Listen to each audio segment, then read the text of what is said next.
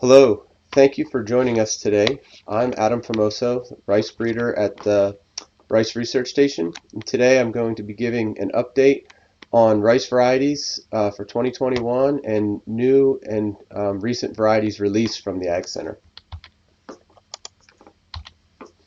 Outline of my talk today will include inbred breeding and variety updates. We'll talk about Provisio varieties, Clearfield varieties, and some conventional varieties that are in the pipeline. Then we'll talk about hybrid breeding, both two-line breeding being led by Dr. Ord and three-line breeding being led by Wiki Lee. And last, we'll talk a bit about some applied breeding research, some new techniques that we're excited about that we've been working on for the last few years in the breeding program, and now we're at the point of actually deploying them into our product development activities. First, I'm going to start with Provisio. Last year, we had production of PVL02. It was the first year. It was on large number of acres. PVL02 is a replacement for PVL01, which was the first Provisio variety. So PVL02 was released because it offered significant yield improvements over PVL01. And what we observed in 2020 was just that. And we were very happy with the performance for 2020. We saw very consistent yields in the low 40s to low 50s, quite a few fields that were in the mid 40 barrel range. It did well early planting stuff, dropped off like much of the crop did during the year, but was always relatively a very good performer. Excellent tolerance to the herbicide. Didn't have any issues with damage from the herbicide. And one of the questions we always have when a new variety is released is how is it going to retune? It's tough for us to really get a good grasp on that in small plots. We were hopeful it would be an improvement over 01, but we really don't get to see that until it's in the field. And the first fields that we heard about, and pretty consistently, we're pretty happy with the performance of the retune of PVL02. Some folks reported it was a little slow to come back, but pretty consistently heard in the range of upper teens, lower 20s, a few fields in the 20 barrel range, which was quite better than what we expected because the number of these fields went through 2 hurricanes, and a lot of these had rice that was stripped off during Hurricane Delta and still were able to get 20 barrels. So pretty happy with that. Did have some reports of lodging in some fields, but nothing major. Certainly after the hurricanes, we saw some lodging with PVL02. One of the limitations to PVL02 is the shorter grain length, and it's a bit taller than our standard variety. So the grain length of PVL02 is about a 6.5 to a 6.6 millimeter, which is quite short. We typically strive for a 7 millimeter grain in U.S. long grains. Most of our varieties are in the range of a 6.8, 6.9. But that shorter grain did improve the milling on the line over PVL01. So we were happy. We did see good milling this year for PVL02, but that shorter grain length, taller plant types, a little bit more prone to lodging. Some of the limitations. Some concerns with how well it did, and we expect that there will be a lot of acreage next year. Is just the more PVL02 that's in the bins, the more noticeable that shorter grain is going to be. So we tend to have a subsequent release of PVL03 to replace PVL02. So PVL03 has gone through 3 years of testing, 2 years of multi-location testing, and some of the things that we're quite excited about PVL03 for is the disease resistance. It has the PETA blast resistance gene, which is a gene that we know very well to give very strong blast resistance. PVL01, PVL02, both quite susceptible to blast, so this is going to be a big improvement for the disease resistance. The yields in our trials have been consistently at or better than PVL02, so we're not giving up anything on yield with PVL03. But we have a very nice grain length here, 7 millimeters, a pretty solid 7 millimeters of the grain length, low chalk, good milling. So the grain length is really right where we want it to be. Feedback we've had from some mills on the appearance of the grain has been very positive, so we're hopeful the mills are going to be happy with this line. Um, so we're trying to push this along. It's currently in seed production. We have through Horizon Ag's seed production in South Texas, which is not an ideal place to grow rice, and we're very kind of dependent on what the weather's going to do in a winter production within the continental U.S. But we're hopeful to have some seed available in 2021 for a very limited commercial launch. But we also have seed production in Puerto Rico. So we're hoping for a large-scale release in 2022. So when we look at the performance of PVL03 compared to the other Provisio varieties, 01 and 02, and then some of our more widely grown inbreds, Chenier and CL153, we see that the yield is very competitive. PVL03 to these other varieties consistently out yields Chenier. And in our sprayed test where we have different rates of herbicides, it's still above PVL02. So pretty consistent yields. See improvements on milling, and then where it really, I think, big difference is the grain length, where it's right in between PVL01, which was an extremely long grain, and PVL02, which is a shorter length for a long grain. It's right in the middle of kind of where we want. See, it's longer than what we typically see with Chenier and 153. Chalk is in the same ballpark as Chenier and 153, so good grain appearance. Maturity is similar to PVL02. It's a day or two earlier than our typical varieties like Chenier and 153. Quite earlier than what we saw with PVL02, PVL01. But then the height, it's a few inches shorter than PVL02, typical to what we see with our typical conventional Clearfield varieties. So all in all, we're very excited about this line. I think we expect to have quite a bit of seed available for 2022, and hopefully we'll have a limited amount of seed available for 2021. The next variety I'll talk about is CLL17. This is a new Clearfield variety that was in seed production last year. It's a long grain Clearfield. This is going to likely take over a lot of the acres of CL153. In previous years, we've pretty consistent yield advantages over 153. In 2020, we saw kind of a mix. In some trials, they were pretty neck and neck. Some of our very controlled studies, we saw a pretty consistent yield advantage of CLL17 in our data planting studies, which are small, kind of side-by-side trials, very good to kind of compare the lines in a very controlled setting. And then overall, in some trials, 153 had a couple percentage points better yield, but what we've seen over the last 3 years has been a pretty consistent yield advantage over 153. CLL17 offers excellent blast resistance. It's moderately resistant bacterial panicle blight, still susceptible to sheath blight like most of our varieties. Grain is about a 6.7 millimeter, so it's slightly shorter than CL153. And overall, we've seen a bit more chalk in this line, so slightly increased levels of chalk. Nothing like, it's not high chalk like we've seen in the past with some of the varieties like 151, but it's slightly higher levels of chalk than what we see with 153, which is a very low chalk line. Preliminary data from our breeding program and from Dr. Harrell's agronomy program is we probably don't want to push this line on nitrogen. It's a couple inches taller than 153. And we have seen some lodging in higher nitrogen levels in some trials in other states. We also saw after the hurricanes it was a bit more susceptible to lodging than some of our other varieties. So we're going to recommend lower levels of nitrogen for this line.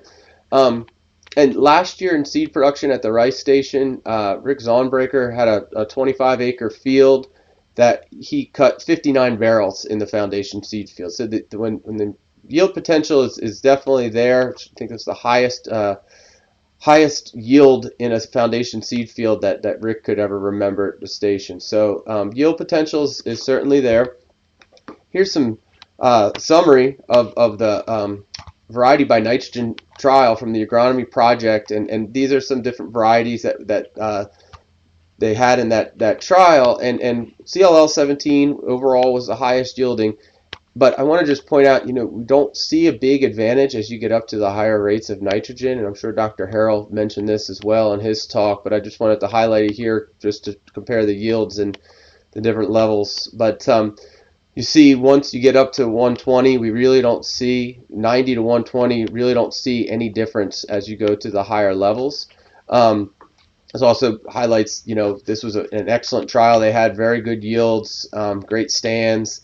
Ideal conditions, and you see the yield potential of the line really highlighted in that trial.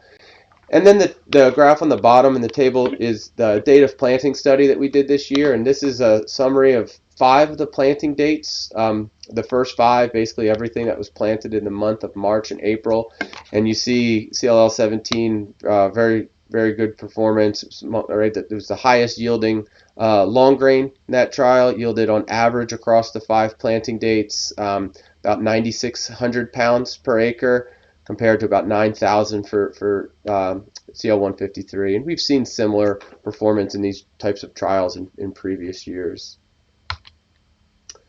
Next, I'm going to talk about conventional varieties and breeding update. Last year we spoke about this line. We called it 2140. This was a conventional long grain that we were intending to release at the end of 2020 for seed production in 21. Previous years, this line's main advantage was yield over Chenier, which is our most widely grown conventional long grain. And we've seen anywhere from 5 to 10% yield advantages of 2140 over Chenier the last couple of years.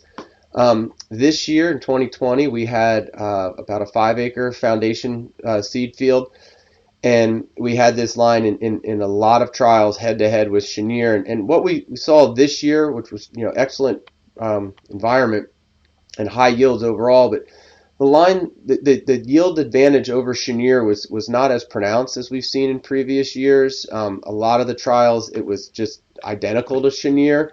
But what we saw consistently that was a bit of a concern was lower milling quality. Almost every test, it was 4 to 5 percentage points lower milling than Chenier. And we also saw quite a bit of disease in the foundation seed field. So all those things taken together, we ultimately made the decision that this line wasn't necessarily going to be a significant improvement over Chenier. And Chenier is a very established line, great quality. And people know how to grow it. So we didn't want to replace Chenier with this line without being confident that it was going to offer improved yield and milling. So we decided not to release this line. Another big consideration is that we have a few conventional lines right behind it, about a year behind it, that clearly are an improvement over 2140 as well as Chenier. So we're going to shift our focus to those 2 lines, and I'll talk about those here for a second. First one is 1902-207, and this line has been in multi-location trials for 3 years, 2018, 2019, 2020, and it's consistently been about 5 up to 12% overall within each year advantage over Chenier. In 2020, it was a 12% yield advantage over Chenier, and it was on par with CL 153. In addition to the yield advantages we see with this line, we see an improved disease package. It contains the PETA blast resistance gene, which will be our only conventional line available that has the PETA blast resistance gene. So it'll be a great improvement for blast. Certainly something that could even be considered on a row rice production system with this level of blast resistance. Agronomics and milling characteristics are very similar to Chenier. We have a nice grain length, 7 millimeter grain, but we do have slightly higher levels of chalk compared to Chenier. And the other one is 1902-212. This line, again, very good yield compared to Chenier. Good milling, Slightly less than what we see with Chenier, but still very good milling. Nice grain length. Again, slightly increased levels of chalk compared to Chenier, which Chenier is a very low chalk line. And again, this line offers very good disease package. One of the things that has stood out in our location in Calcasieu Parish, the Iowa location, this line performed very well in an extremely high disease environment. We don't treat any of these plots with fungicides. And this location always has extremely high levels of sheath blight and bacterial panicle blight. And this line really stood out as one of the top yielders there, holding up to that disease. So go through some of the data with these two lines. When we look in 2018, the yields, these lines were on par or better than CL 153 and CL 111. This is across 4 locations in 2018. You see the plant height, again, very similar to what we see with all of our release varieties. Maturity, earlier or equal to our release varieties. When we look at 2019, the 2207 was at the top, and the 2212 was second. Again, outperforming Chenier significantly, Mermentol, some of these Arkansas lines, Diamond. So 2 years in a row, these lines were among the top, and then we were hoping that this year in 2020 they would remain there, and that is what we saw. So they are among the top, significantly outperforming Chenier. Again, maturity, agronomic plant heights are all very similar to Chenier. Here I'm also showing the grain length. You see the 2207, it's a 7 millimeter grain. The 2212 is a 7.1, so similar or slightly longer grain than Chenier. Again, slightly higher levels of chalk, but very good milling characteristics. The 2212 was included in Dr. Harold's V by N. It does seem to respond to higher levels of nitrogen, up to about 150, kind of levels off after that. At 150 units of nitrogen, yielded 11,000 pounds per acre, so very high yielding conventional line.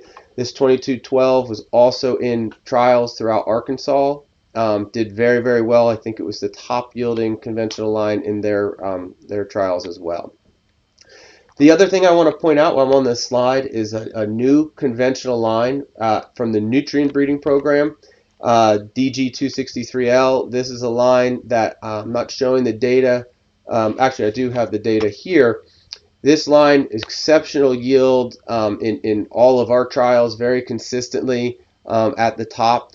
In some of our breeding trials, it's been up there with the hybrid 745. So this line definitely is extremely high yield potential. There's going to be seed available on a limited basis in 2021. This is going to be Nutrien, the Dynagrow brand. But for folks interested in conventional varieties, this is definitely a line that would be worth taking a look at. The yield potential, everything we've seen, it does seem to be a real step change in yield for the conventional. So just want to point that one out as an excellent option. So where are we with the 2207 and the 2212? Both of these lines have been purified, and we have an increase, a seed increase in Puerto Rico. I will be traveling the first week of January to Puerto Rico to take a look at this.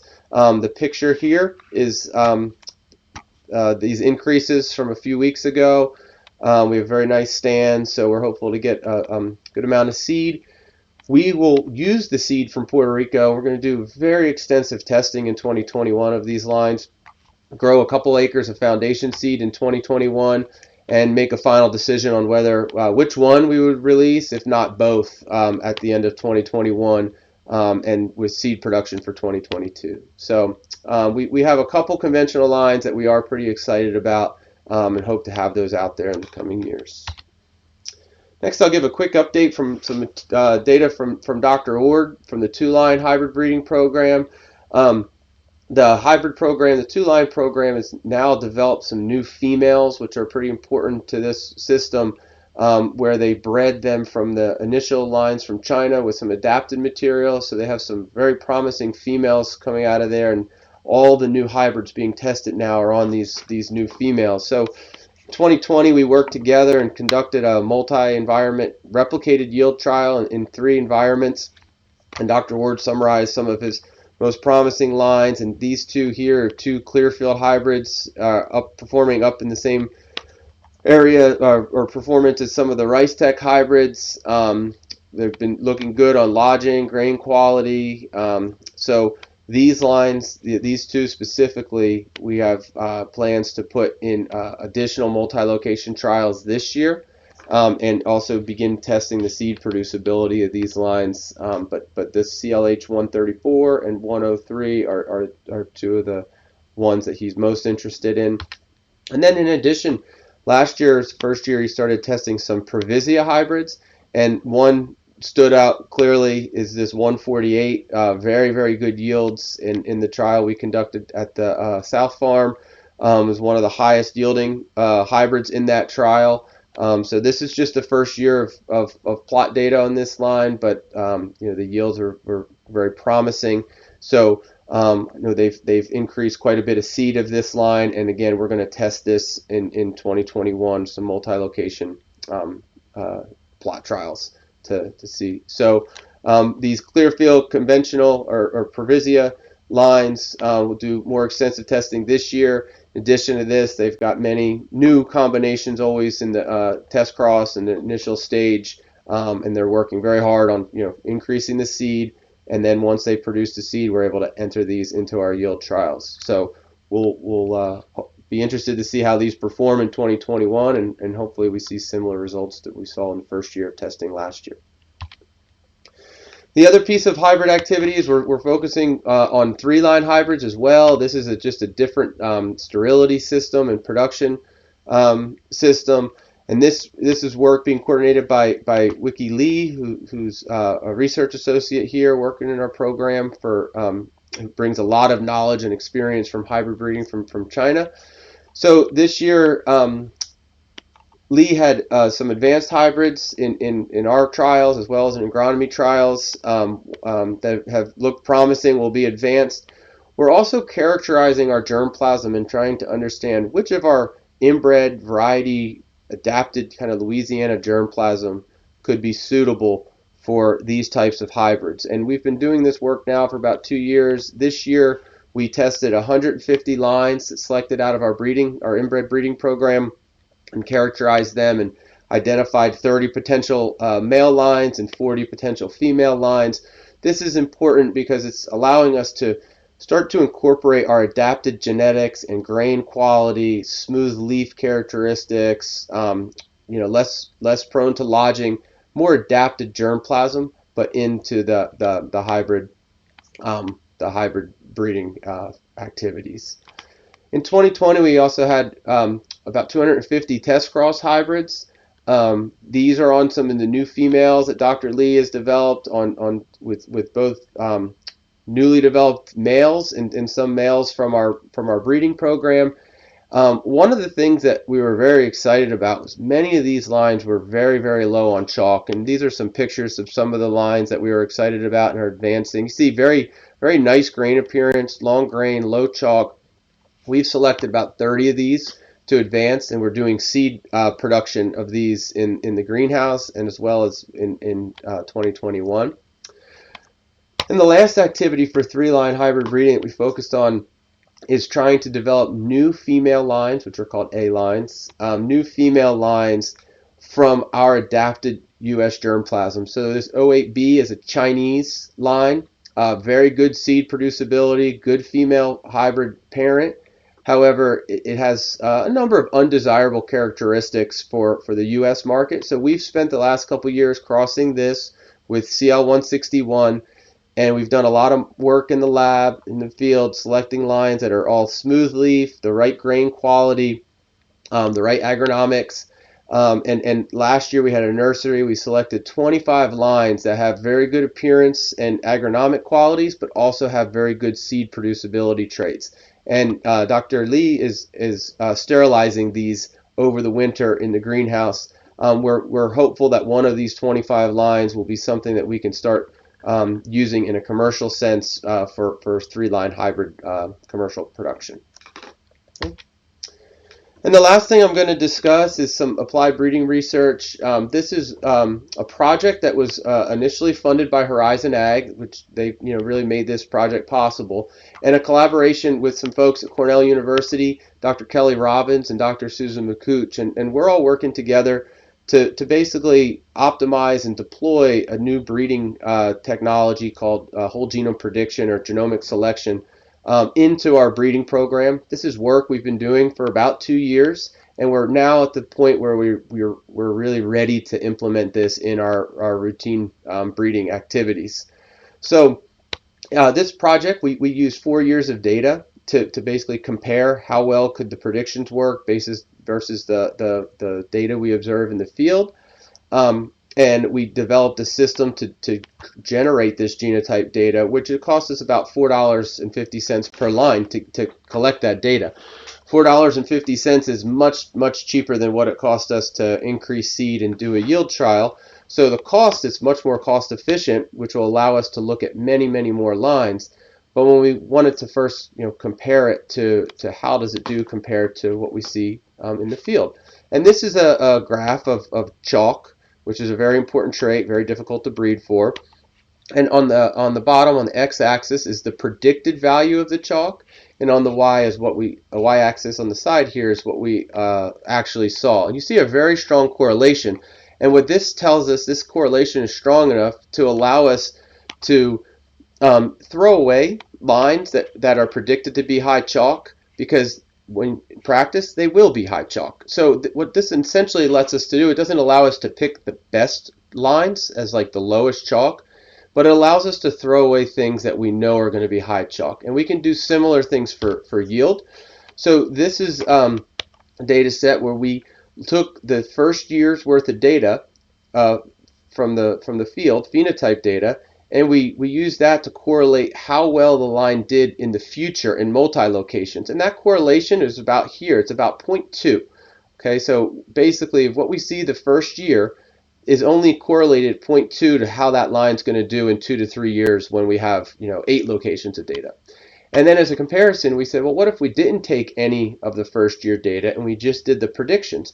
You see these correlations are almost double. So this data kind of suggests to us or confirms to us that the predictions are likely more accurate than the first year of just single year yield data, but they're certainly not any less accurate. So with this information, we feel confident starting to deploy this. Again, it's not a replacement for the field testing. Our field testing will remain the same, but instead of starting with maybe 2,000 new lines a year, we'll be able to start with 10 or 20,000 new lines a year and discard the things that we know are going to be losers before we put them into the field. So this is something we're very excited about. In 2021 will be the first year we're really trying to roll this out into our breeding procedure. Realistically, this is going to be a 3 to 5 year timeline to really get this fully integrated, but it's something we're very excited about, and we think it's going to be a great tool to improve some of these complex traits like yield and quality. So with that, I'm going to stop. I want to say thank you for your support. Thank you for joining us today. I definitely want to recognize the Rice Research Board and the growers for the checkoff funds. All of this work would not be possible without that support. If you have any questions or comments, you can email me. My email is here, famoso@agcenter.lsu.edu. And last, I would just like to acknowledge all the people who make all this work possible in the breeding program. Staff, specifically Karen Beard, who recently retired. Karen worked in the program for many years and was really a key link between Dr. Lincecum and myself. When Dr. Lincecum retired, Karen had just a unbelievable wealth of knowledge of the program, and I can say for myself, having Karen there made the transition much smoother. So want to thank her for all her efforts to the program over the years. The rest of the breeding staff, with graduate students, postdocs, many student workers, and then in the molecular breeding lab, Jennifer D'Artes does a wonderful job. The molecular breeding program very key in everything we do. And then Brajesh Angira, who oversees our molecular breeding activities and who also recently has begun taking over a lot of the medium grain breeding. So hearing more from him as well. So with that, I want to thank you again, and please reach out if you have any questions.